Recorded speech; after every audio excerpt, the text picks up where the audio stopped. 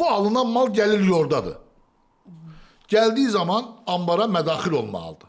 Gömrük masrafı, diğer masrafları falan satılma bunların hamısını yazmalıdır. Yazmır. Yine muhasebeci yazır. Ambar geldi. Bu kadar mal var. Bunu sisteme kim mədaxil eləyir? Deyir muhasebeci. Yaxşı.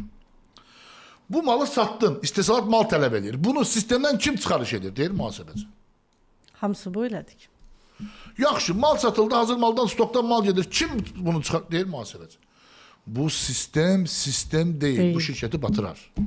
Bunda adi giriş çıxış kassa. Məsələ budur ki, sistemdə 4 dənə mövzu var. Mal mədaxil, mal maxaric, kassa giriş, kassa çıxış. Amma bu proseslər çoxdur. Əgər satın alma prosesini həyata keçirdirsə, bunu sistemə o adam yazmalıdır. Yəni hər işin üzərində dayanan şəxs Maddi məsuliyyətli şəxs özünə aid olan məlumatı daxil etməlidir. özü etməlidir. Daxil etməlidir. etməlidir. Və ya məlumatları təsdiqləməlidir.